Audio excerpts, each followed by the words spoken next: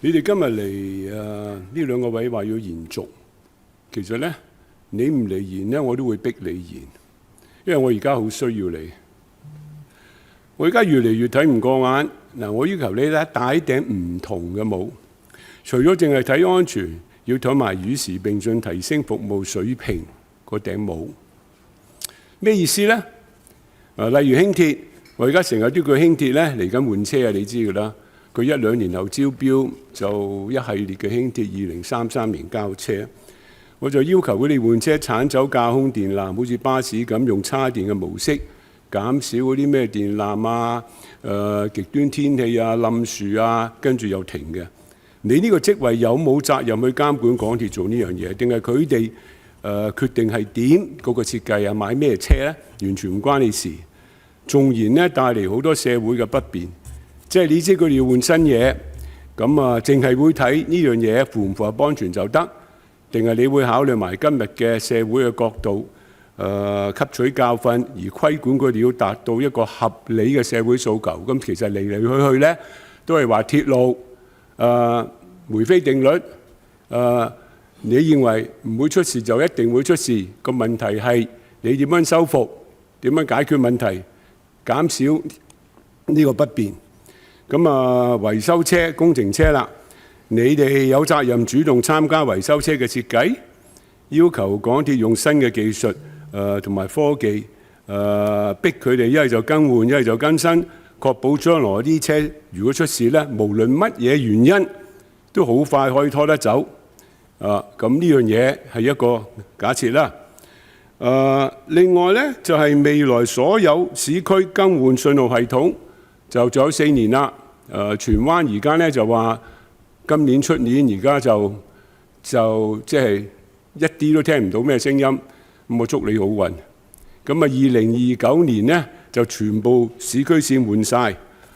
喺呢度，你哋係咪又可以確保佢嘅新嘅信號系統將來無論點都係唔會全線停車，點都可以做到單線單軌雙行？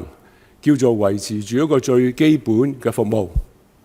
咁啊，如果你今日答唔到呢樣嘢，你話你主要都係睇返安全同埋舊時你嘅角色嘅話咧，咁你只要我支持呢兩個位繼續做落去咧，主席，我真係要諗過我財委會點投票喎。因為我係想加啲新嘅要求。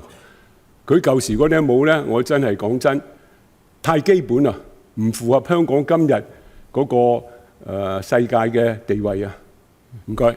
好，處長定係秘書長回應嚇？主席，或者我簡單講幾句，然之後請可能機電署同事再補充啦。我哋非常同意田議員頭先講到咧，成個鐵路嗰個我哋安全或者監管去睇咧，其實除咗個安全嗰部分之外咧，點樣可以與時並進，不斷咁去提升個服務咧，都係非常重要。咁呢方面其實我哋整體成個政府嘅監管咧，除咗係機電署嘅同事，咁我哋運輸署嘅同事同埋我哋局嘅同事，其實都喺唔同層面咧係有監察住港鐵嗰個服務提供。咁譬如話，可能佢換一啲唔同嘅部件或者嗰啲資產嘅更新，其實我哋都會睇翻點樣可以喺唔影響個服務或者點樣可以提升服務嘅原則底下咧，盡量係做到嗰個成本。政府會唔會要求輕鐵換車剷走條架空電纜，叉電算數？係喺輕鐵嗰個別呢一個情況之下咧，其實我哋會睇翻點樣可以唔影響嗰個現有個服務嘅情況之下，點樣可以提升翻整體個成本效益，點樣可以為市民、為乘客叉電就得㗎啦，更加好嘅。你唔用架空電纜就得㗎啦。你會唔會啊？呢個意見我哋聽到嘅，咁我哋會同港鐵都會一齊睇呢一個更新嘅呢個問題。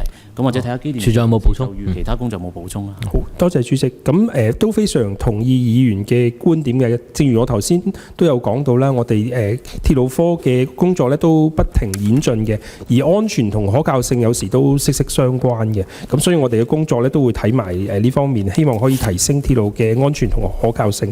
咁就住頭先嗰3個點，我簡單回應啦。輕鐵方面咧，其實將來需要更換嗰個架空電纜定係嗰個列車嘅時候咧，我哋都會全方位考慮唔同嘅選項嘅。正如早前咧，就鐵路公司都想試行呢個氫能嘅輕鐵列車嘅時候，我哋都全力支援有關安全同測試方面啦。咁而呢個氫能輕鐵列車其實正就唔需要用呢個架空電纜嘅。咁我哋都會睇唔同嘅方案啦。咁而工程車嘅設計咧，我哋當然會參與將來佢一啲新工程車咧點樣可以盡快可以應對一啲突發情況啦。就算現有嘅工程車呢，我哋都建議港鐵公司係做一啲特別嘅，可能係一啲改裝啊、一啲設施呢，希望有特別情況嘅時候可以盡快應變嘅。而嗰個信號系統嗰度呢，其實就我哋而家呢都一路同港鐵公司啦，同埋相關嘅政府部門呢，都喺度睇緊荃灣線佢個信號系統更新。其實呢，就我哋署方啦，同埋 MTR 呢，其實都係已經係就住荃灣線嘅信號系統呢做咗幾輪嘅測試，咁而家已經係去到一個幾代嘅版本，亦都喺軌道上面呢已經有進行測試。咁暫時見到個進度呢，都會可以預期呢喺2026年呢就完成呢個荃灣線嘅信號系統更新嘅。荃灣線一定唔會全面停車㗎啦，係嘛？如果就有關唔同嘅情況出現嘅時候，嗰個對列車影響嗰個情況係咪會全面定係局部呢？就即係要睇嗰個情況係出現係點樣。咁我唔知你睇緊咩？啱啱我問呢，即係延遲咗5年啊！嗰條荃灣線嘅信號系統就話出年落成。我啱啱問處長。咁呢個已經係使咗40-50億換翻嚟嘅最新㗎啦，係咪？咁呢個最新嘅系統應該可以確保將來無論任何事故，都可以維持通車㗎啦。只不過你係單軌雙行啫。